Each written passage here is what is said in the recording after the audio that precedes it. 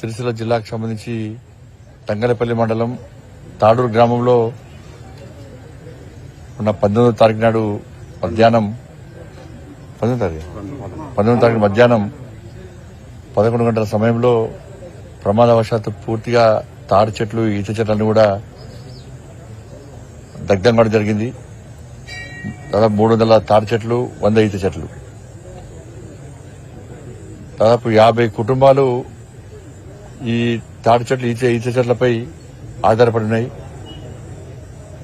కుల వృత్తిని చేసుకుంటూ వాళ్ళ కుటుంబాలను గడిపే పరిస్థితి, కుటుంబ పోషణ కోసం కుల వృత్తిని చేసుకునే పరిస్థితి. దాదాపు 30 సంవత్సరాల నుంచి ఇక చిన్న పిల్లలను జాదినట్టే, పసిపిల్లలను జాదినట్టు పసిపిల్లలను ఏ విధంగా పెద్దేసి కాపాడుకుంటామో అదేవిధంగా చెట్ల కూడా దాదాపు 30 సంవత్సరాలు కష్టపడి పెంచి కాపాడుకున్నట్టు ఆ చెట్లు వాళ్ళ ప్రమాదవశాత్తు దగ్ధం కావడం ద్వారా వాళ్ళ ఆ కుటుంబాలు మొత్తం బజార్లు పడ్డాయి. వాళ్ళ కులవృత్తి దెబ్బతిన్నది, కుటుంబాలను పోషించుకోలేని పరిస్థితి, పూర్తి ఉపాధి కూడా కోల్పోయిన పరిస్థితి తాడూరు గ్రామంలో జరిగింది. ఉస్నాబాద్ ప్రాంతంలో కూడా దాదాపు 100కు పైగా తాడి చెట్లు ఈత చెట్లు గత వారం రోజుల క్రితం కూడా దగ్ధం కావడం జరిగింది. సరే, ఎండాకాలము వాళ్ళు అప్పటికే కాపాడుకునే ప్రయత్నం చేస్తున్నారు. ప్రతిరోజు ఒక రక్షకులుగా ఉండే ప్రయత్నం చేస్తున్నారు. కానీ ఆ అగ్ని ప్రమాదం నుంచి కాపాడే ప్రయత్నం చేసినప్పుడు కూడా ఇవాళ పెద్ద ఎత్తున జరగడంతో ఎండాకాలం కాబట్టి వాళ్ళ పూర్తిగా ప్రమాదానికి పూర్తిగా ఒక్కరు కూడా మిగిలిన కూడా మొత్తం చెట్లని కాలిపోవడం జరిగింది. కాబట్టి ప్రభుత్వాలు పాలకులు ఇటువంటి సంఘటన జరిగినప్పుడు స్పందించాల్సిన బాధ్యత వాళ్ళ మీద ఉంది. స్పందించడం అంటే వచ్చి పాలకులు వచ్చి వాళ్ళని కలిసి మేము ఇది చేస్తాం అది చేస్తామని చెప్పి తప్పించకపోవడం కాదు. కొంతమంది కొన్ని గతంలో బీఆర్ఎస్ పార్టీకి ఇప్పుడు కాంగ్రెస్ పార్టీకి అలవాటు అయిపోయింది అన్నట్టు. ప్రమాదం జరిగిన చచ్చిపోతే సంతాపం, బతుకుంటే పరిహారం ఇస్తారంటే ఇయ్యరు, ఏమి ఇయ్యరు. ఇలా తాడి చెట్టు కలిగి ఇతర కింద పడిపోతే ప్రమాదవశాత్తు చనిపోతే ఆదుకోవడం ముఖ్యమే, కానీ అదే ముఖ్యం కాదు. బతుకున్నప్పుడు ఇట్లా ఇబ్బందులు వచ్చినప్పుడు వాళ్ళకు ఉపాధి కల్పించి వాళ్ళకు అన్ని విధాలా ఆదుకుంటే దాన్ని మానవత్వం అంటదని. ఇటువంటి పరిస్థితుల్లో రాష్ట్ర ప్రభుత్వం వెంటనే స్పందించాల్సిన అవసరం ఉంది.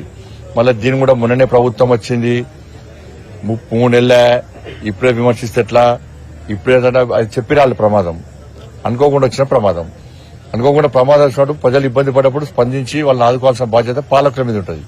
ఏ పార్టీ ప్రభుత్వం అయినా కావచ్చు. మరి ఇదే కాంగ్రెస్ పార్టీ ప్రభుత్వం మేనిఫెస్టోలో పెట్టింది, ఏమన్నది, ప్రతి గ్రామంలో 5 ఎకరాల జాగా తీసుకుంటాం, ఈ వనం పెడతాం, తాడి చెట్లు ఈ చెట్లు వనం పెడతాం అని చెప్పి ప్రభుత్వం అన్నది. 4 నెలల ఇప్పటికీ ఏ గ్రామంలో ఇవాళ 5 ఎకరాలు కొన్నారు, 1 ఎకరం ఉన్న దాఖలాలు చూపెట్టండి. సబ్సిడీ ఇస్తున్నారు, అవి ఇవ్వలేదు.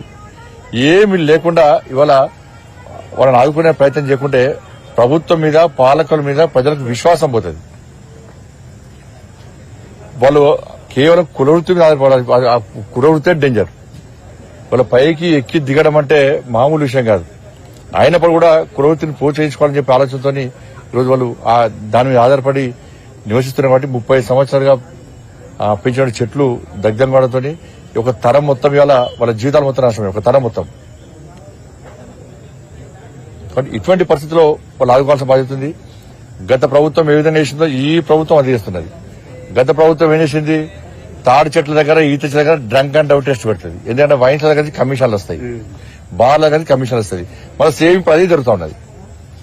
తాడి చెట్ల దగ్గర ఈత చెట్ల దగ్గర ఒక మంత్రి వచ్చేమో నేను తాగి పడతా కళ్ళను నీళ్లను అమ్మే విధంగా డిపోలు పెడతాను, బహిరంగంగా అమ్ముకోవచ్చని ఒక ఆయన చెప్తాడు. ఆ చెప్పడం వరకే, చేసేది ఏమి ఉండదు. మళ్ళా తాడి చెట్ల దగ్గర ఈత దగ్గర డ్రంక్ అండ్ డ్రైవ్ టెస్ట్ పెడితే ఇలా కులవృత్తిని నమ్ముకునే గౌడ కులస్తులు ఏడుకోవాలి. ఇలా మందు తాగితే ఇబ్బంది అనే, కళ్ళు ఆరోగ్యానికి మంచిదని చెప్పి డాక్టర్లు చాలా సందర్భాల్లో సలహాలు సూచనలు ఇస్తా ఉంటారు. దాన్ని గుర్తించే చాలా మంది తాగడానికి వస్తారు. ఇప్పుడు దాన్ని కూడా మీరు డ్రంక్ అండ్ టెస్ట్ పెట్టి ఇలా మందు తాగండి, బార్లలో పోండి. కానీ ఇటువంటి పరిస్థితి కాపాడాల్సిన బాధ్యత ప్రభుత్వం మీద ఉంది. ఎందుకంటే ఈ ప్రభుత్వం మీద ఎవరికి నమ్మకం లేదు. ఇక జనగాం జిల్లా ఇవంటే పైసా దొక్క చేస్తాయి. 5 ఎకరాల వనం కొనాలంటే 5 ఎకరాల ల్యాండ్ కూడా పైసలతో ఖర్చు తేవచ్చు.